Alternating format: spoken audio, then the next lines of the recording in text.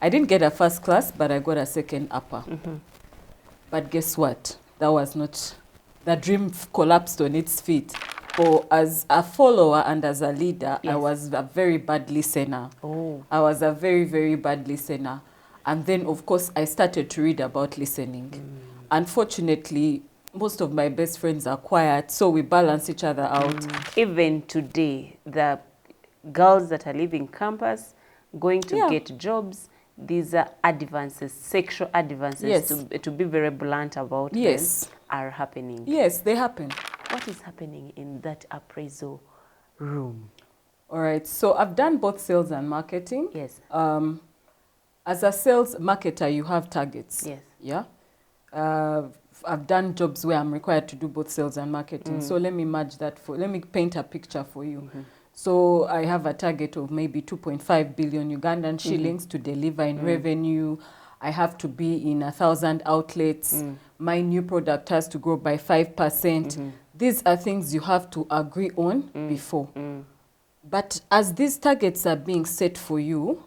Just pause there. Yes. These are the things you have to agree before.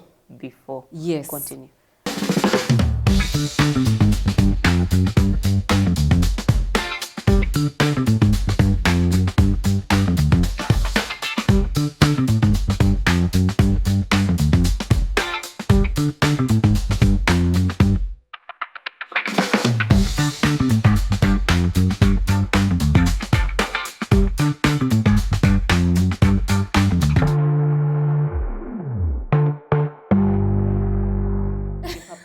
Today I have Pastor Viola Boneko. You're welcome. Thank you so much, Sheila. It's been amazing. The first time you sent me a message, I was elated and honored by your invitation to be on this show because I've watched you doing a good job. Yeah, thank you. We are trying to educate. They say that the spheres that you go to, you have to be a leader in that sphere. So if you have the opportunity to be in these spaces where we learn very many things and you see a number of people who are not equally learning, the same way they don't know what you know. So you have a platform to share what you know with the rest of the world so that we make, all of us have a responsibility to make the world a better place. Wonderful. So today I want Viola here. She's going to introduce herself in a way that she wants to be introduced as we dive into this topic of corporate realities. And we are talking about what are those things that are happening in the corporate world behind the scenes that you do not see. Remember, this show is one that talks about the things that are not said and they are not heard of anywhere. But here we talk about them freely. Wonderful. I love addressing elephants in the room. It always makes life easier for longevity of relationships. Hello, audience. My name is Viola Boneko Rusoke. I am a sales and marketing expert, 17 years of experience. I've worked in the foods and FMCG industry. I am currently being adventurous and pursuing my law degree. I should be in my last semester of 4th year at Makerere Law School, where I would want to pursue my dreams of being a commercial lawyer. I am happily married to one man. And yes, I have, with this polyandry, I have to be clear. It's a new world we are living in. A man who is a man as well. He's a man, my husband Zion. 3 lovely children, and currently I serve at Titanium, an agency which I founded in my youthful years. And I'm a mentor with Girls for Girls Foundation. I sit on the board of Fidelis Leadership. It's a leadership institute. I also serve at the Uganda Marketers Society, where my office should be ending in 3-4 months as the Director of Ethics and Integrity. In summary, that's who I am. Yes, you're very big. Your portfolio is very fat. You've talked about a law degree, 4th year. You've been, all this time you've been back in school studying law? Yes. So 4 years ago, it was a divine calling. People talk of emotional intelligence, intellectual quotients, IQ, but I am a big leaner of SQ. Yes. So I was seated somewhere, and this has always been my calling. When I was younger, my mother wanted me to be a lawyer, but because of my childish ways, I went to UCU at the time, and I just didn't like the compound, the aesthetics. And I said, I can't come to this dusty little university. So now the beautiful university. Yes, now imagine, now I look at it and say, imagine the things we ignore. But our parents always know who we are. to the extent that when I did the entry exam and passed, she offered to pay my tuition for a year. She was so excited and said, you see, you'd now be 16 years of experience in this. And if you know me as a person, I can be a bit combative, I'm defensive of people, which is a very big trait in lawyers. But I also love things, aesthetics, beauty.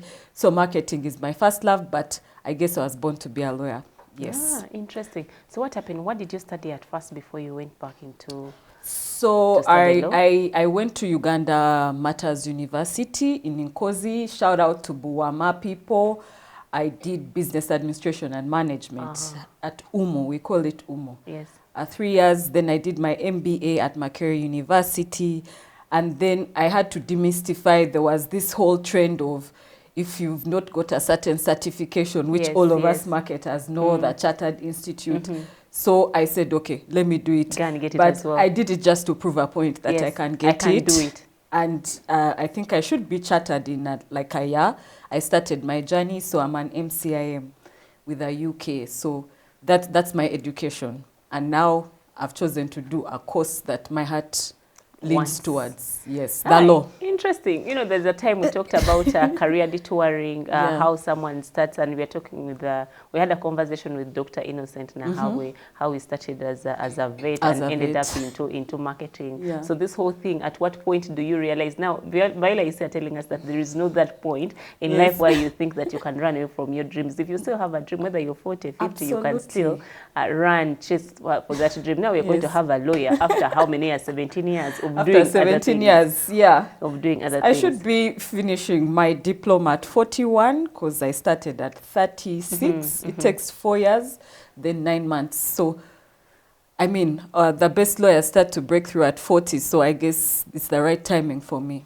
Yeah. Now, taking us back to, you're a director of ethics at UMS. Yeah. And you're very ethical. Even I see your posts on WhatsApp, the things you write about, you bring in mostly ethical things, justice. It looks like you're just a lover of justice. Yes. Why? In this today's world, it looks like for as long as you can get away with something, it's okay. And I mean, if 10 people can outnumber you, you're one person out of 10 people, people are like, the 10 are always right.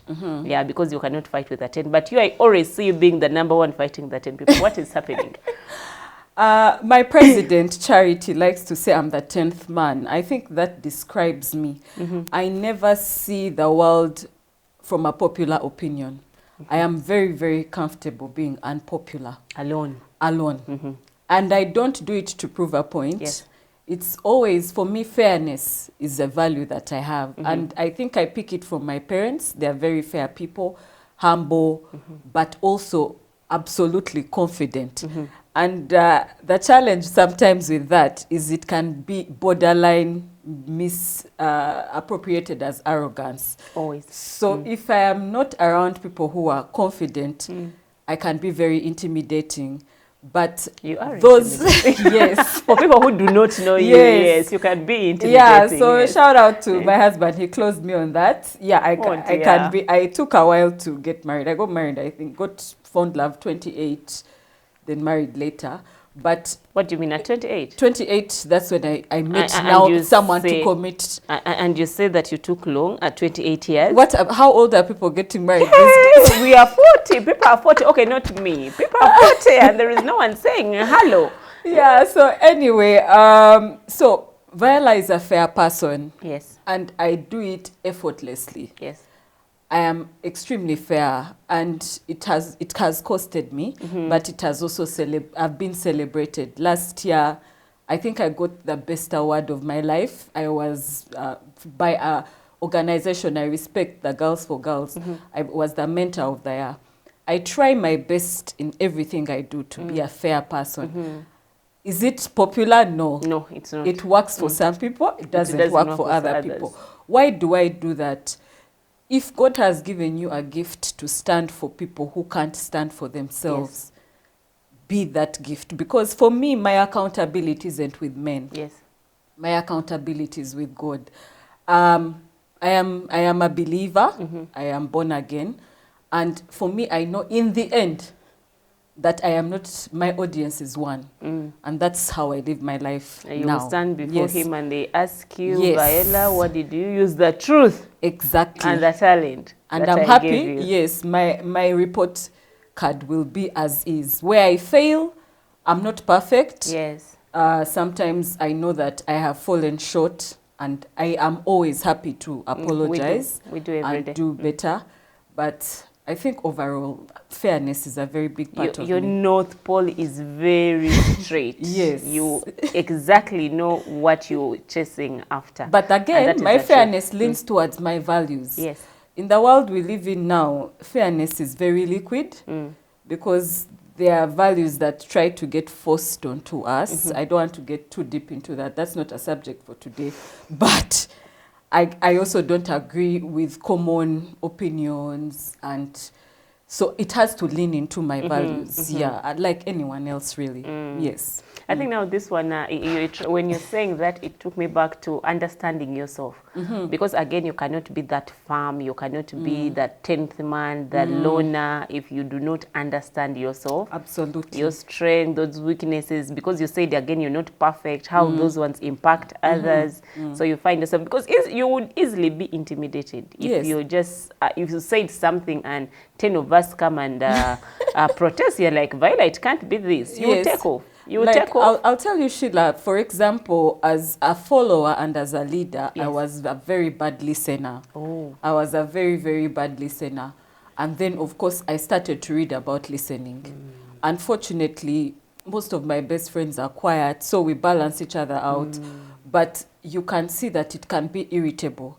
So I learned to sometimes sit back and let the other person talk. Though it's something I battle with, but it's something I'm better now. So that's at least something I can say that I used to struggle with, but now I'm better.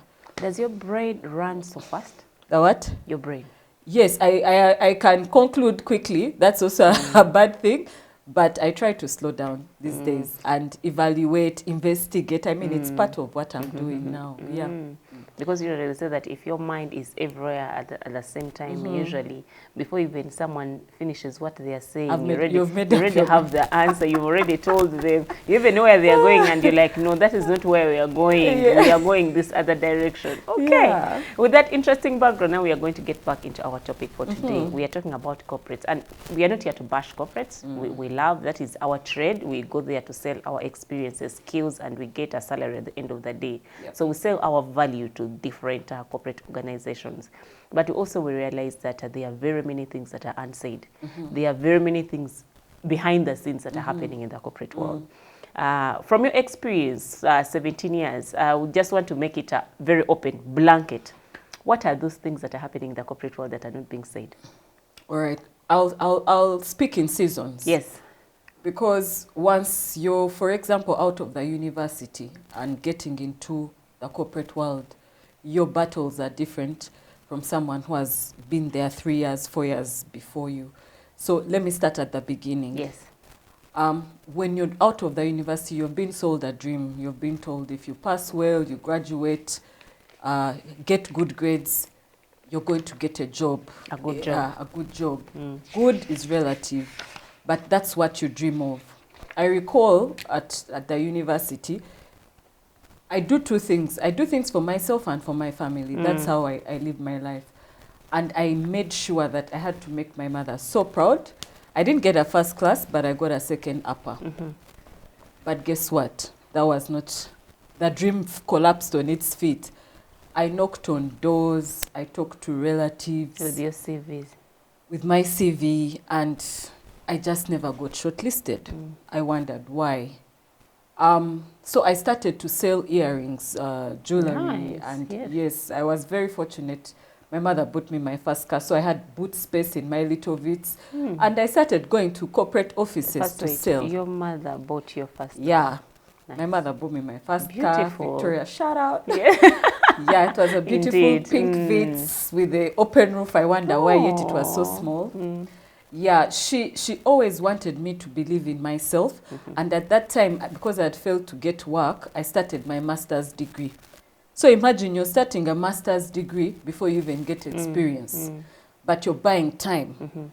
So I started that journey. Fortunately, because of the nature of the person that I am, I had interacted with different corporates. One of my friends, I recall Aaron Kasozi, got offered a job at the company, and he rejected it because he was already at a level.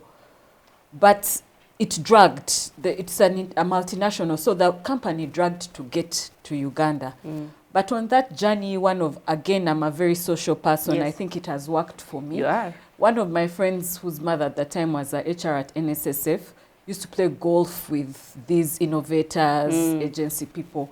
And then she said, my friend is jobless. At the time, for her, she already had a job, because, by nature of her setting. And then I meet this person who was the owner of the agency. And I get to interact with them, casual conversation. I start working.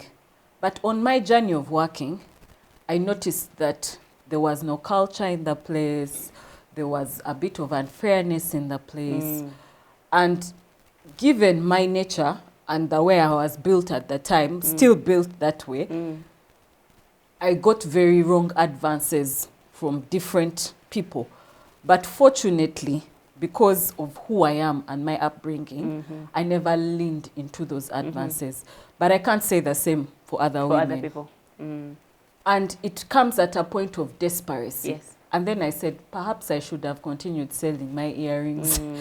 But society judges you in a way. I'm happy that now there's a creative industry. There's a new meaning of work in 2026. But in our time, 2009, 2010, 16 years ago, you had to have a job. If you were dating someone, the parents would possibly ask you, where do you work? Oh, that question always made me so angry. Where do you work? What do you do? Yes. Okay, whose child are you? Very irrelevant, but it's that's the culture at the time. And so many times I could see my mom was not very proud, because they would say, where is your child? You know, where does... Exactly. So in the beginning, you just want to get a job. You want to fit in. And that comes to now the parenting style. Yes. How do you allow your child to thrive where they are planted without where you expect them to be? Parents have their own expectations. Exactly. And you can't also blame them because... And then at that age, it's so hard to start telling your parent, this is what I'm struggling with, because possibly your relationship was, hello, how are you doing? It was never deep. So I struggled with those advances very many times, but thank God I managed them. Yes. I am a quick dodger. I would slip out of those situations. So you literally dodged these situations. You did not face them heads on. I always ran. Oh, you were running. I'm a runner. Yes. I always ran, like biblically they say, when you see problems, flee. You run away. Flee away from the devil. I always imagined if you are a 45, 50-year-old married man. That old? Yes, because most people start to do their businesses around that age. Yes. And a girl out of university is 22, 23 years. Yes. And you're having issues with your wife. And this is a fresh, lovely flower. As opposed to mentoring them, you look at the opportunity to use them. You're looking at their bodies, how they are built, how they work. I will give you one scenario. One time we had a very rich client who had a very big order, and we had to travel to Nairobi to get promotional materials. Uganda was not very big on POS that time. So we go there. Happy check in my room. I'm there. Somewhere in the middle of the night, thank God, like I said, I'm a social butterfly. Yes. So I had friends who were living in Nairobi. I'd already told them I'm coming. So they knew where I was. They knew what I was doing. So this leader, the boss. The client or the not boss the now? Client, the boss. Yes. Because the client, I was the account manager at the time. For the client. For the client. Oh, Viola has worked so hard. They are willing to pay your ticket. So you go, you're excited. Somewhere in the wee hours, someone knocks on your door. You peep, you're like, Hello? Can I come in? Why? Why do you want to come in? You had recognized the voice. Yes, you peep. There's that key. What do they call it? The keyhole. That small hole at the door. Yes. I said yes. What do you want? I just want to come in. We can talk about what? In the middle of the night. Yes. So imagine if I didn't have audacity, confidence, courage, if I wasn't fearless of tomorrow. I've never been worried about being fed. So I would have opened, and who knows what next. The guy would have touched me. This is exactly what is happening at the beginning. Even at the, now I'm talking, we are starting at seasons, yes. at the beginning. Even today, the girls that are leaving campus, going to get jobs, these are advances, sexual advances, yes. to be very blunt about yes. them, are happening. Yes, they happen. But what's worse is even women are doing it now. I have, besides being a girl child advocate, I've noticed boys have been left behind.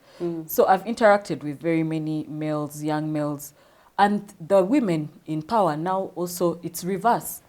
So it's no longer just the girls being advanced on, it's also the women in power who are trying to sleep with the young people. It looks like this is a vice that is never talked about. Like, I mean, it's happening, and also a girl coming out there, if you don't have the audacity like you had, to say that my boss was trying this. I don't think very many girls can do that. But now, Viola, this girl has received these advances. She has given in with this boss. And I want to think that if he has done it with one girl, it doesn't stop there. Sometimes they do it to the whole team. To the whole and then team. They create a power shift. Yes. I'll now move to my later years. Yes. There's this. Before you go let to me the not later jump years, there, but they use it as a tool. Yes. I'll speak because a woman has not It's like a divide and rule, Napoleon absolutely. kind of rule. There's one who thinks they're the boss's bay. Then the other thing is the boss's side. Then it's just ugly. What happens? What happens in that situation now? You are at work. You wake up every morning to go and work, but you have this other boss that you've all slept with. Sorry, I'm using that word because we have to have this conversation. Again, we say these are the conversations that are not held, and we are happy to have these conversations because this is what is happening out there. There are 3-4 girls that have slept maybe with one boss, maybe with other managers also, capable managers. What happens in that situation, in that work environment? Do we expect productivity? You as an individual who has gone through that, I mean them, what happens of them? What happens of their productivity? What happens of their growth within the same organization? What happens to their esteem? What happens to their confidence? What happens to those girls now? We are speaking to them right now. Okay, so as an observer, because I have had the opportunity of sitting at the front row of such drama, this is what happens. It compromises your leadership as a leader. Because when someone has seen you naked, they will not respect you. They can utter back at you. I've seen it in meetings. Especially if they are not your husband. Yes. I've seen it in meetings where you can see a meeting and the junior and the senior are... Maybe you can't hold them accountable. Yes. Because now you've laid as equals, so you can't hold that person. But you can't blame them, you're equals. Exactly. Yes, you're equals. By the time you're there on that now bed, that's on you as a leader. You've already lost your crown and your power. Then the followers amongst themselves, it kills the teamwork. If they're in the same department, and maybe it kills the teamwork. And unfortunately, if one of them is the superior to the other, the inferior suffers, the junior suffers the wrath of the senior because they have to show their power. Where is HR in all this? I was going to ask, where is HR in all this? Sometimes they are the participants. Yeah, sometimes they are the ones playing the game, unfortunately. So if they are the participants, that means there's no one to guard, there's no one to guide. It's a fallen system. So everyone just ticks a box. All those values you see at the reception, useless. So everyone is just living to get by, get the... Actually, most corporates are like looking at their clock, 5, 6 out. So no wonder people are falling sick. getting cancer, because there's a lot of toxicity. It's not a healthy environment, unfortunately. Yeah, but there's more to that, not just the physical attachments that people are doing. One can't say that relationships are not bad. Let's not bash relationships. We are talking about those things. But we are talking about, they call it the dominance. When you are of a dominant position, you have a duty to carry yourself in a certain way and protect the people below you, regardless of your human emotions and attractions to these people. Because when you're a leader, that is your responsibility. Yours is not to fall on your knees and fall for whoever is advancing at you. You have a duty. That's why so many people will not have a name to leave behind as leaders, unfortunately. So we have, many organizations have sexual harassment policies. I don't know, are those also just on paper, or organizations right now are actively implementing sexual harassment policies? I had the blessing of serving a multinational once, Heineken, God bless their soul. There was no nonsense, there was no compromise. And you were always protected, whether you were the supervisor or you were the junior. Because calibration happened both ways. But where you find an organization where there's calibration one way, that is a problem. All those rules don't come to play, because in Heineken, every time it was review week and your boss was reviewing you, you reviewed them in equal measure. So as you give me a 60, be sure that you may get a 40. And then HR comes in to see, okay, where is the challenge? But where it is a one-way review and the power is not balanced and the leadership is not held accountable, whatever sexual things you put in place, they will never work. So they're just words. What should I like the bit that the review is two-way. In fact, many organizations have that up to now. I don't know how effective they are, but most organizations are. I'm praising you, you're also appraising me. You're giving me marks, I'm also giving you marks. So it makes our relationship towards the appraisal a fair relationship. And we shall get into the appraisals and what happens in appraisals. Right now, we just want to finish this sexual harassment thing. You see why I'm relating it is because appraisals have KPIs that are measured on performance and character. Behavior. And performance. Now, at the behavior, that's how the sexual harassment comes to play. So if there's no sexual harassment KPI, like a behavior policy, it can't come to light. No one will ever talk about it. It will never come to light. So, but there are some women who have uploaded, they've gone, they're at the risk of never getting a job again because there's a rumor that if you go to court or if you report, you'll never be employed. The HR will taint you. They will tell each other and you're blacklisted. We shall also talk about that. I am noting those things down. Other things that we are not going to forget. One, the review, what happens during appraisals. And we are also going to talk about HRs. If their togetherness is helping the marketplace or it's breaking the marketplace. For that girl in that office, that's a new entrant in the corporate world who is being abused. I'm using abuse tactfully. And she has lost her confidence. Her productivity at work is dependent on the mood of the person that she had, and also that leader that felt tempted. Let me use the word tempted for you to just have a bit of grace and had this beautiful girl that came in. What should we do? What should the marketplace do? I think for starters, the first thing is prevention is better than cure. Try not to get yourself in a situation like that. Be a runner, be a dodger. Find a nice way of saying no. Most times these people are taking you for dinner, dates. Yes, I know they can be persistent. Dodge, run for your life. If you're married, let your husband pick you up at work.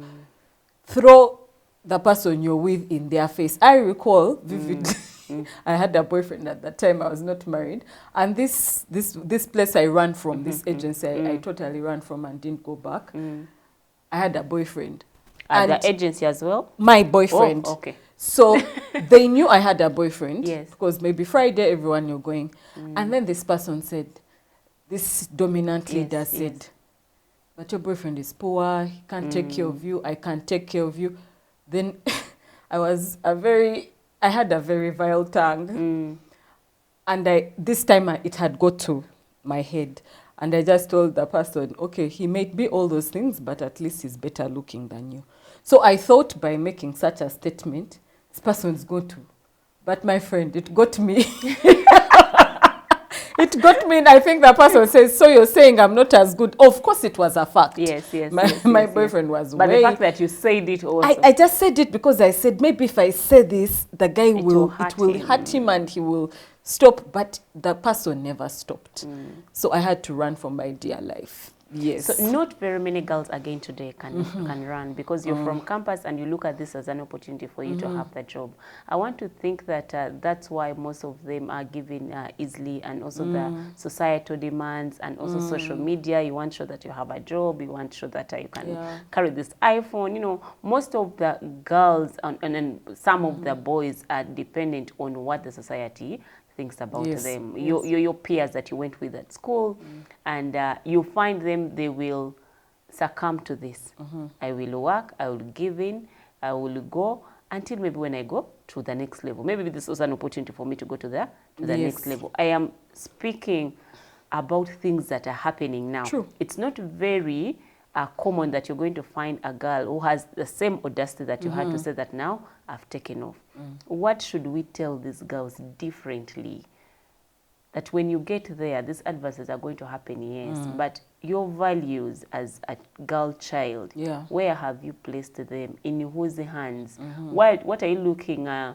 How is your future in 3-5 years time to come? When you do this today, how will it be interpreted 5 years to come? I want you to speak to that girl. Okay. Yes. Fortunately, I'm a mentor for girls and women. Everything, you can't win every battle, Sheila. I have to tell you that. That is true. Society will expect you to be married at a certain age, have kids at a certain age, drive at a certain age.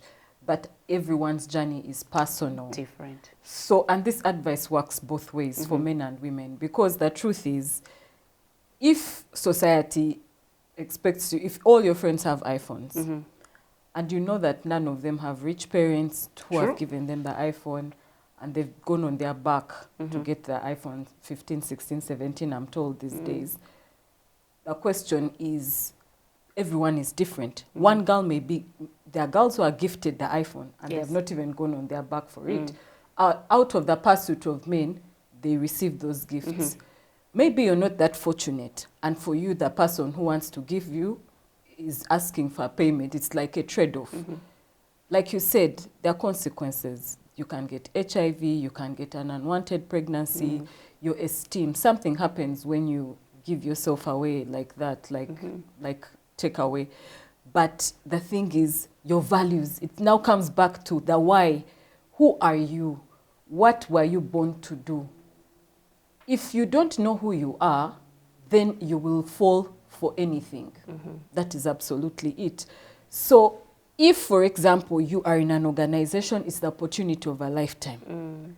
And you are in a corner, and the person evaluating you wants you naked. Two things. You can buy your time by looking for a plan B, another job, or you can absolutely take a leap of faith and jump. Because the truth is, there are two things that are going to happen.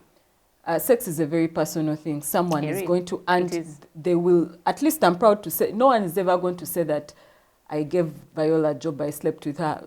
Please post it. I'm happy to see who you are. But I'm very confident about in that department, because every time you sell yourself short, you sell not just yourself, your family, your pride. And pride is a tool, it's a weapon. It gets you confident. It is. Yeah, so for me, it is to say that first understand your values. Understand. I know people are going to say, what if it's black tax? You're the one taking care of your siblings. Again, I say, your siblings have their journey.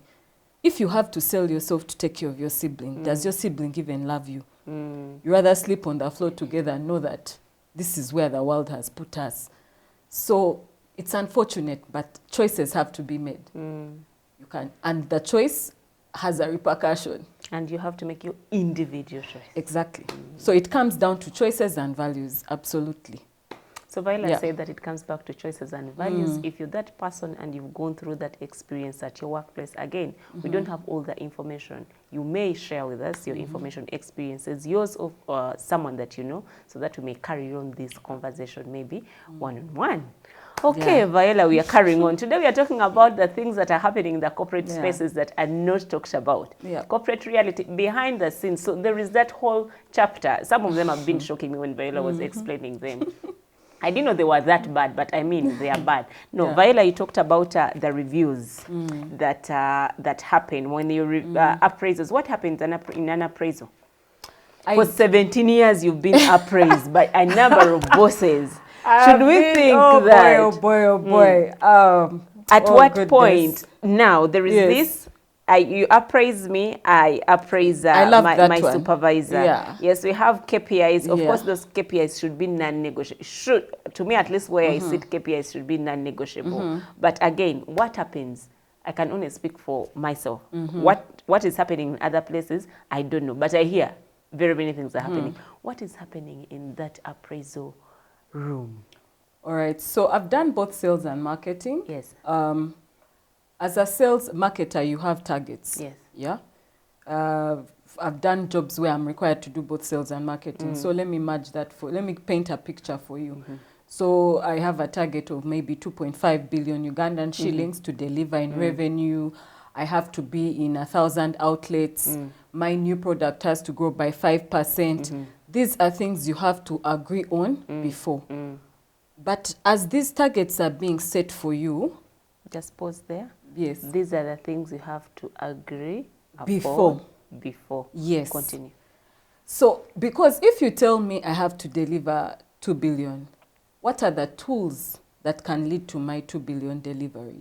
If you tell me I have to be 1,000 outlets, what are the tools and the tools of work you've given me to deliver?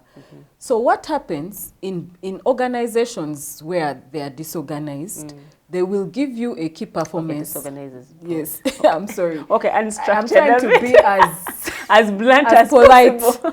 Unstructured. Thank you for the word, Sheila. In unstructured organizations, they set KPIs, but they don't accompany them with the tools, the actions, the tools of work. Yes. I recall vividly, there was a job I had, and we were given a target. And I had to deliver that target. But the tool of work was limited. I had a team of 8 people. This was alcohol, very expensive. The company was depending on us because the profitability on the alcohol was high. My team had cars. They didn't have fuel. Their cars were personal. They were not company cars. I had a car, but one car can't bring. It was $1.5 million US national. I had only 2 trucks. 2 trucks to move in the whole country. And the 2.5 was on a monthly basis? Monthly basis. Monthly basis. So I go to this supervisor. I tell them, what can I do? And they said, this is what we've been given. You applied for the job. You said you can turn water into wine. Turn the water into wine. Maybe you said you could turn water into wine. And that's where we go wrong, because we want the jobs.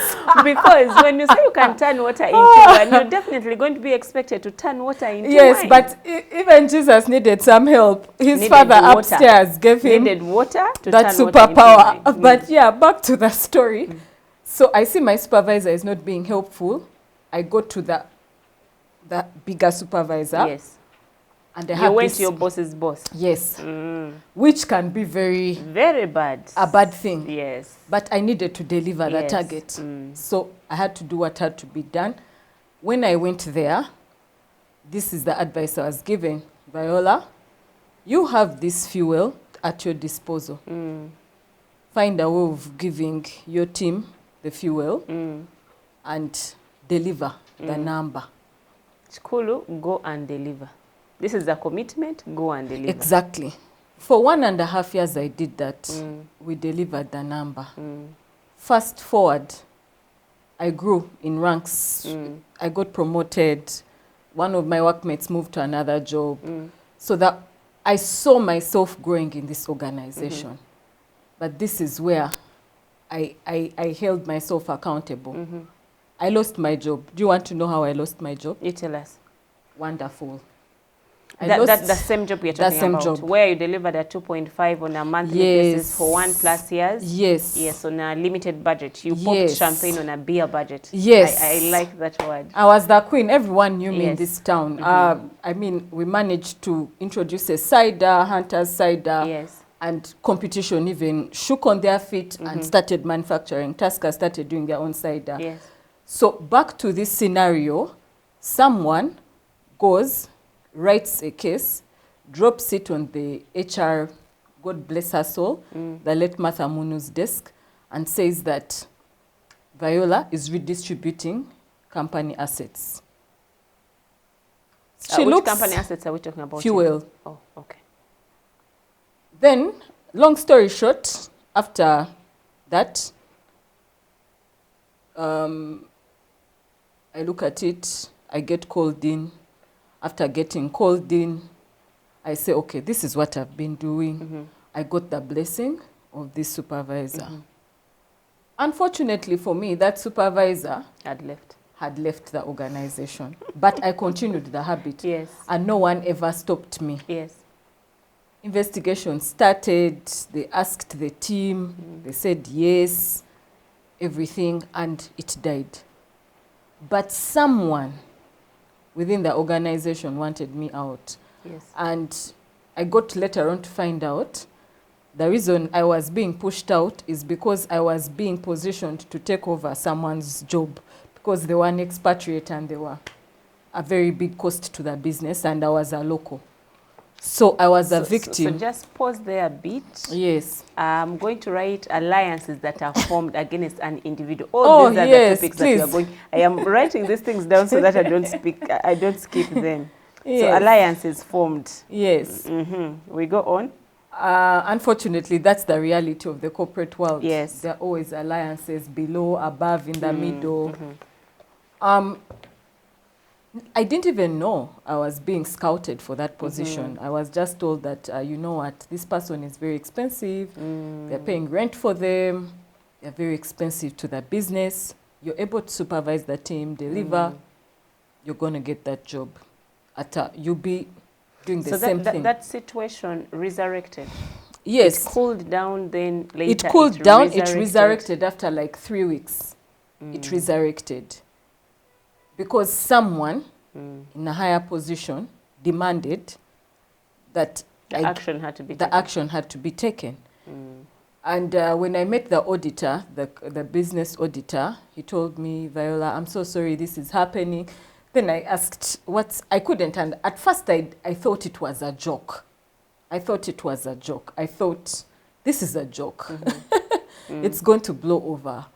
And then I go to this supervisor of mine who allegedly I was meant to replace because they were an expatriate. And I had conversations with him. I said, can you put in a good word for me? Because this thing is blowing out and I really need my job. Yes. I have 2 kids. I want to support my husband. I mean, it's Africa. No, we do. We rely on each other. Yes. So her comments were, yeah, I will. And the HR, who was our business partner at the time, tried to tell this person, you know what, you're the last card. You're the last card. And this person just turned their back. And yet they had done the same actions I had done, but maybe mine was consistent because remember I was in operations as well. Yes. And then they did it maybe once or twice because they asked the team is like, but this person who is saying has also done the same. So to cut the long story short, the chairman of the disciplinary came up with a judgment and said, Viola, you will be given a warning. You will pay for the cost of the loss you've costed the company for this month. Yes. Given a warning and move on with your life. Yes. Oh, everyone was happy. For lack of a better word, okawonye, you've survived it. 1, 2, 3, 4 days, the judgment gets overturned. The judgment gets overturned. At this point, who is overturning the judgment? Who was the accuser? The accuser, I later found out, was my supervisor. Oh. Because, remember, they were an expatriate, and I was supposed to be a substitute, a more affordable option. Yes. And guess what? It's not like I lobbied. So who, the accuser happened to be your supervisor? Yes. Then there was a chairman disciplinary committee, and the disciplinary report. Who is presented to the disciplinary report? There's an auditor who does investigations. They possibly ask your team. No. The person who is presented to the report to make a decision. Of course, the decision, the recommendation. The chairman is the final word. But the final, or is a recommender? He gives the final word. But there's a clause which I was told. I never got to read it. I never got to see it.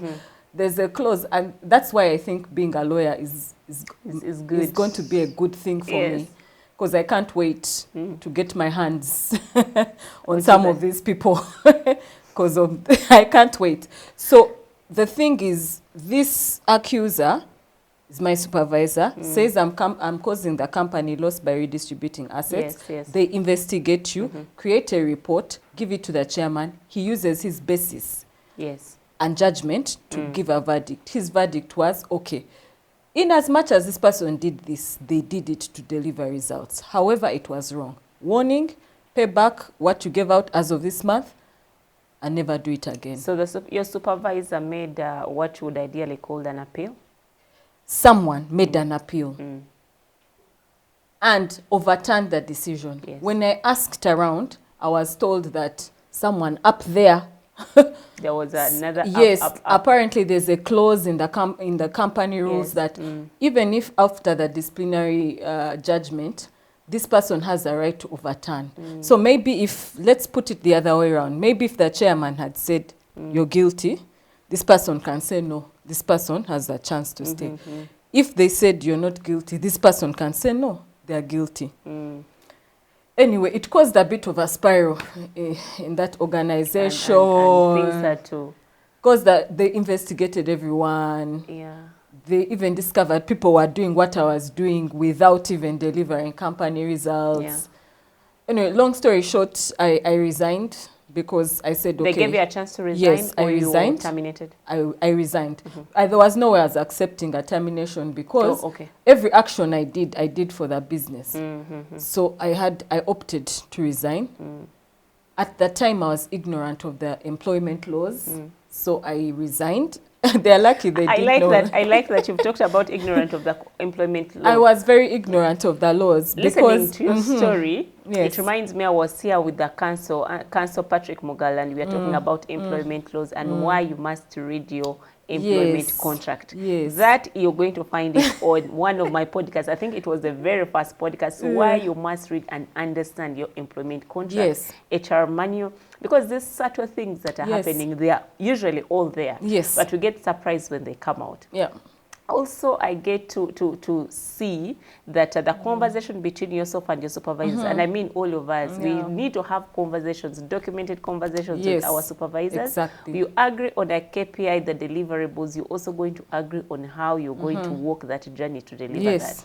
Because again, supervisors are supposed to be support to their teams. You're supposed to clear the roadblocks for your team to be in position to execute. So they give you an assignment, and because you want to show how a superwoman you are, superman you are, you jump on the assignment like Viola did. She committed to a 2.5 revenue to be delivered in a month, and when she didn't have the tools of trade, again, we are having conversations about things that are never talked about. Don't get that KPI, accept it. You want to be Jesus that turned water into wine. Unfortunately, in the corporate world, you get the assignment, you also have to agree on how you're going to walk the journey to deliver that assignment. Okay, interesting. That's quite a bit. I like how you've put it. You've just given a masterclass in 2 minutes. Yes. So many times, out of desperation, again, I say, we don't ask questions. Yes. We don't have a paper trail. Because I imagine that if that supervisor had given me that go ahead, I should have gone on my mail and said, based on the conversation we had, this is the way forward. As we wait for the tools of work, the team will use their personal cars, which will be fueled by the company, fuel, for this period until this. But the fact that it went on for a year and a half, unquestioned, unbothered, but it caught up with me. It caught up with me. So you will find that at work, as you deliver, as you try to be Superman or Superwoman, someone is proud of you, but another person is watching you and waiting to use that against you. So I like how you've put it. Okay, and also an alignment with your supervisor. I like so much to be aligned, and I always tell people that try as much as possible to create an alliance with your line manager. Because most of the things that are going to happen, I like managing my boss. And I hope my boss shouldn't say this. And how I do that, I don't do that in bad faith. I want us to be on the same page. I don't want my boss to wake up tomorrow and say, Sheila, you were expected to do A, B, C, D that you did not do. I do what I've been asked to do, and I even ask you, is there anything else you want me to do? I base on your answer to do what? To execute. And there are these things called one-on-ones, the conversations that we have with our line managers on a weekly basis. They're not luxury. It's not because you have a lot of time. They are very, very important. And after having that conversation on a weekly basis, please document it. Especially you who is the report. That documentation will work for you more than it will. It will protect you more than it will do for your boss. So we are still here having these conversations. The gentleman there is telling us that we have a few minutes. We need to wind up. How many minutes do we have? With 49, so we can have a break, we can take some water, then we get back. But 49, it felt like we had just started.